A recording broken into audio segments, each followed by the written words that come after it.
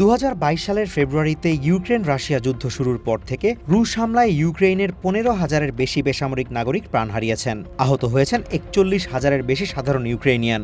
United Nations human rights monitoring mission in Ukraine HRMMU এর এক প্রতিবেদনে এই তথ্য উঠে এসেছে।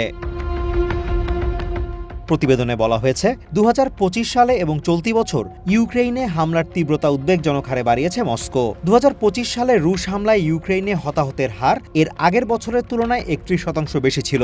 2023 সালের সাথে তুলনা করলে এই হার 70%-এর বেশি বলে জানানো হয়েছে। প্রতিবেদনের তথ্য বলছে 2025 সালে রাশিয়া হামলায় দূরপাল্লার ক্ষেপণাস্ত্রের ব্যবহার বাড়িয়েছে, আর এর ফলে বেসামরিক ইউক্রেনিয়ানদের হতাহতের ঘটনাও বেড়েছে।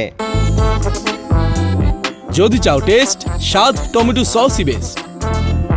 এছাড়া সম্মুখ সারির এলাকাগুলোতে হতাহতের সংখ্যা প্রায় 9,272 জন, যা মোট সংখ্যার প্রায় 63%। রাশিয়া ওই অঞ্চলগুলোতে গত বছর স্বল্প পাল্লার ক্ষেপণাস্ত্রের ব্যবহার বৃদ্ধি করায় 2024 সালের তুলনায় হতাহতের সংখ্যা 121% বেড়েছে। প্রতিবেদনে রাশিয়ার বিরুদ্ধে আন্তর্জাতিক আইনের গুরুতর লঙ্ঘনের অভিযোগ করে বলা হয়েছে, রাশিয়া নির্বিচারে তাদের হাতে আটক বেসামরিক ইউক্রেনিয়ান এবং সামরিক কর্মকর্তাদের মৃত্যুদণ্ড কার্যকর করছে। এখন পর্যন্ত অন্তত 109 সামরিক কর্মকর্তার মৃত্যুদণ্ড কার্যকর করা হয়েছে এবং হেফাজতে থাকাকালে 43 ইউক্রেনিয়ানের মৃত্যু হয়েছে বলে জানানো হয় ওই প্রতিবেদনে। এছাড়া রাশিয়ার হাতে আটক 182 বেসামরিক ইউক্রেনিয়ানের মৃত্যুদণ্ড কার্যকরের তথ্য উঠে এসেছে প্রতিবেদনে। এদের মধ্যে 148 জন পুরুষ, 27 নারী, 5 ছেলে ও 2 মেয়ের কথা উল্লেখ করা হয়েছে। তবে এদের বয়সের বিষয়ে কোনো তথ্য দেওয়া হয়নি। আটক থাকাকালে 31 পুরুষ ও 9 নারীর মৃত্যু হয়েছে বলেও জানানো হয়েছে।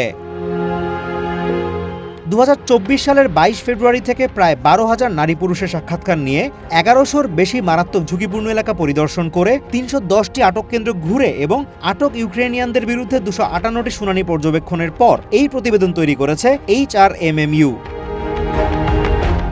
Azimur Rashid Kanak, one international desk.